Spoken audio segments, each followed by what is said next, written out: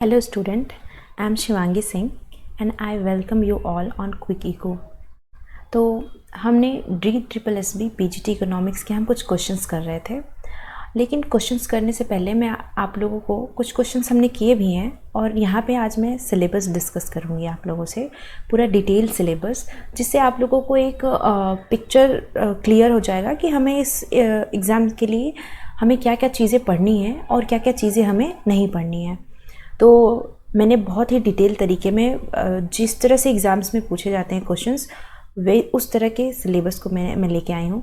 तो चलिए देखिए, स्टार्ट करते हैं कि सबसे पहले जो हमारा जितने सब्जेक्ट्स कौन कौन से आते हैं, पहले हम वो देख लेते हैं कि जो हमारे सब्जेक्ट हैं सब इकोनॉमिक्स। अगर हम पीजीटी इकोनॉमिक्स के लिए प्रिपेयर कर रहे हैं तो इकोनॉमिक्स के लिए सिलेबस उसके एमसीक्यूज़ आएंगे, और अगर हम पीजीटी इंग्लिश हिंदी इसके लिए प्रिपेयर कर रहे हैं तो उसके लिए जो हमारा सब्जेक्ट कंसर्न है बस वो चेंज होता है। बाकी जो हमारे जनरल पेपर होते हैं, जैसे कि जनरल अवेयरनेस, ये इसके 20 क्वेश्चंस होते हैं और मार्क्स भी इसके 20 ही होते हैं, यानी कि हर एक क्वेश्चंस के एक नंबर, एक क्वेश्चंस के 1 मार्क्स, यानी कि पूरे 20 क्वेश्चंस के 20 मार्क्स।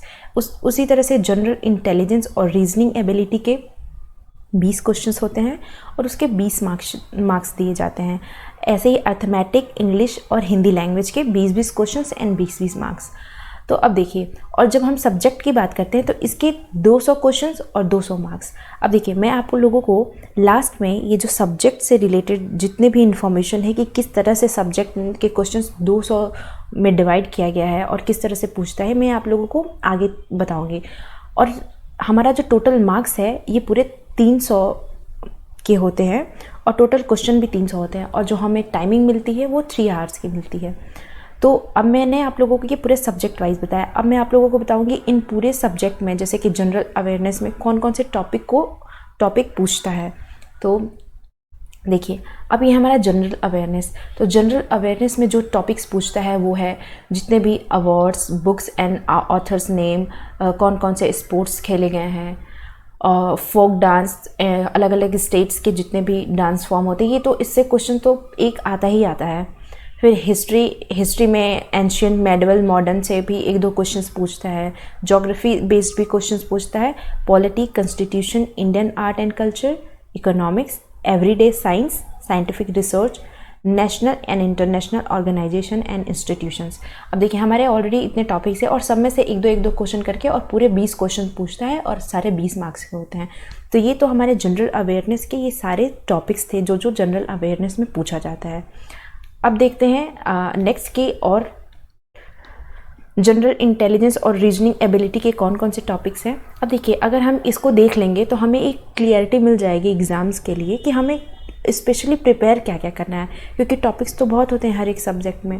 तो हमें जो प्रिपेयर करना है यहाँ पे टॉपिक वाइज हमें सिर्फ उसी पे फोकस करना है, क्योंकि 20 मार्क्स के ही आते हैं और ज़्यादा से ज़्यादा हमें फोकस अपने सब्जेक्ट पे करना है, क्योंकि उसके मार्क्स ज़्यादा होते हैं। और आप लोग एग्ज़ाम में कोशिश ये करिएगा कि आप अपने सब्जेक्ट से रिलेटेड क्वेश्चंस को पहले करिएगा, क्योंकि टाइमिंग बहुत कम होती है और हमारे अक्सर क्वेश्चंस छूट जाते हैं एंड के, जो हमारी स्ट्रेंथ होती है हमारे सब्जेक्ट के, तो उस पर ज़्यादा ध्यान रखिएगा।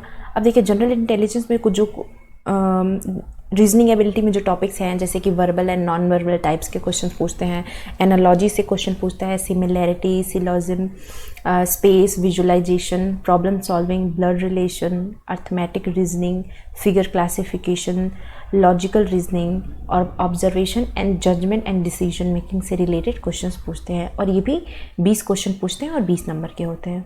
तो हमारे पास ऑलरेडी इतने सारे टॉपिक्स हैं, सारे टॉपिक्स में से 1-1 क्वेश्चन पूछ ही लेता है, तो उसको प्रिपेयर कर लीजिएगा। नेक्स्ट है हमारा, देखिए, अर्थमेटिक एंड न्यूमेरिकल एबिलिटी।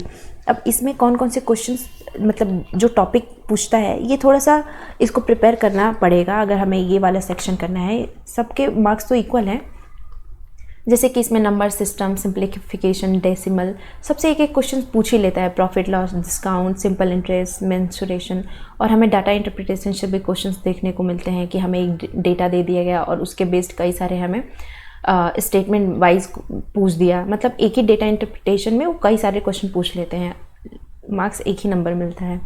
तो ये मैथ्स, अगर मान लीजिए किसी का मैथ्स वीक है तो उसको ज़्यादा से ज़्यादा फोकस करना चाहिए अपने सब्जेक्ट पे, यानी कि उसको सबसे पहले अपने सब्जेक्ट वाले क्वेश्चंस कर लेने चाहिए, क्योंकि मैथ्स में थोड़ा सा टाइम टेकिंग भी हो जाता है और हमारे पास टाइम बहुत कम होता है।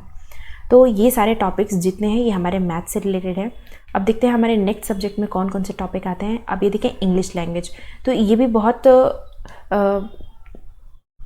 जैसे कि हमें प्रिपेयर करना पड़ेगा कि article, model, narration, noun, pronoun, adverb, adjective, इस तरह से हमें वर्ब, प्रीपोजिशन, टेंस, ये मतलब सारे हमें एक एक बार प्रिपेयर करके जाना चाहिए, ताकि बहुत टफ क्वेश्चन नहीं पूछता है, लेकिन टाइमिंग कम होती है, इसकी वजह से हमें जल्दी जल्दी क्वेश्चन करने पड़ते हैं। नेक्स्ट है हमारा हिंदी। अब देखिए हिंदी लैंग्वेजेस में क्या क्या होता है। पहले तो पूछेगा संज्ञा, उसके बाद उसके भेद, संज्ञा के भेद, फिर सर्वनाम और उसके भेद, ये हो गया। फिर विशेषण, जो कि बहुत ही बेसिक लेवल है हिंदी का, और इसके भेद मैं यहाँ पे लिख दे रही हूँ ताकि आप लोगों को। फिर क्रिया और इसके भेद, उसके बाद वचन, ये बहुत बेसिक टॉपिक्स हैं। लिंग, जो कि आप लोग हमेशा से पढ़ते आए होंगे, अगर नहीं पढ़ते हो थोड़ा भी अगर इसको पढ़ लेंगे तो इसमें मार्क्स गेन कर सकते हैं आप। एवं प्रत्यय, इसके बाद वाक्य निर्माण,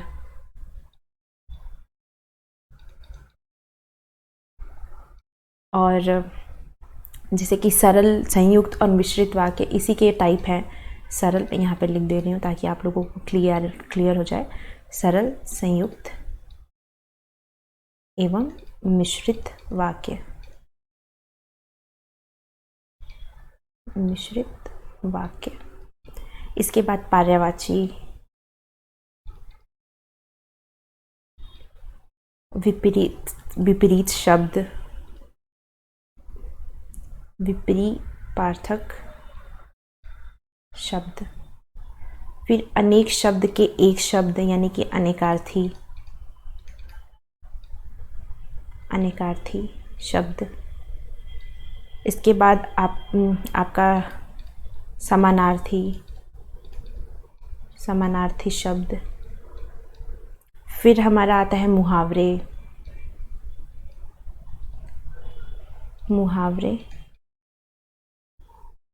एवं लोकीतियाँ। इसके बाद इसमें आता है अलंकार, संधि, तत्सम तद्भव,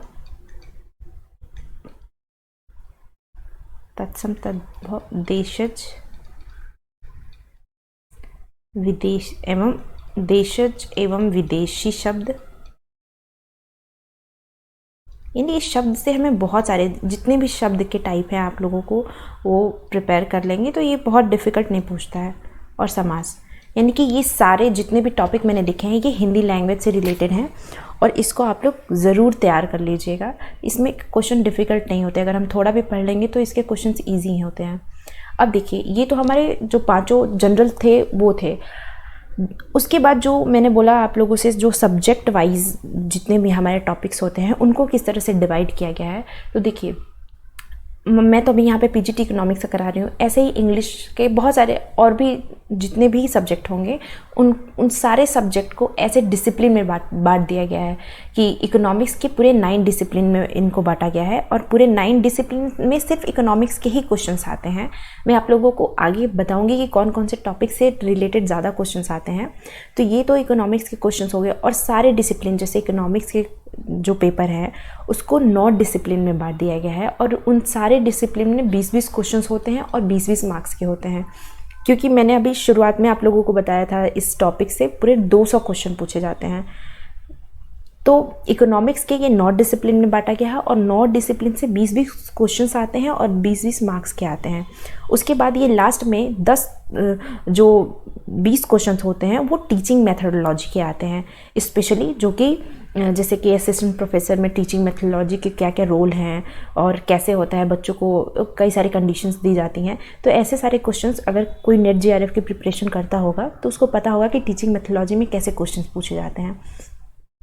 तो ये टोटल मिला के 200 क्वेश्चंस होते हैं और ये 200 क्वेश्चंस 200 मार्क्स के आते हैं।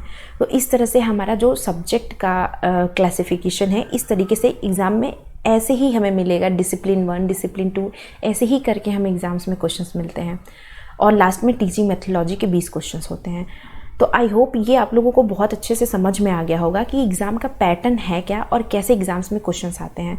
अब देखिए, मैं आप लोगों को यहाँ पे इकोनॉमिक्स के कौन कौन से टॉपिक हैं जो आप लोगों को प्रिपेयर करने हैं, मैंने यहाँ पे उसको भी लिखा हुआ है। जैसे कि इकोनॉमिक्स का इंट्रोडक्शन, सेंट्रल प्रॉब्लम इकोनॉमिक्स के क्या है, probability, production probability curve, opportunity cost, consumer behaviour, demand, production behaviour and supply, forms of market and price determination, national income and related aggregates, determination of income and employment, money and banking, government budget and the economy, balance of payment, international economics. अब देखिए, international economics में सिर्फ theories नहीं पूछी जाती हैं, उसके साथ साथ IMF, world bank and WTO के बारे में भी पूछा जाता है।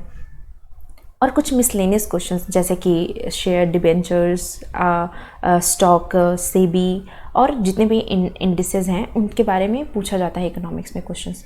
तो ये पूरा डिटेल एक तरह से मैंने आप लोगों को आज बताया कि किस तरह से क्वेश्चंस पूछे जाते हैं एग्ज़ाम में। और जब हमें पैटर्न पता होगा तो हमारा तो 50% चीज़ें थोड़ा सा कम हो गया कि हमें क्या क्या पढ़ना है, हमें एक डायरेक्शन मिल जाता है सिलेबस को देख के।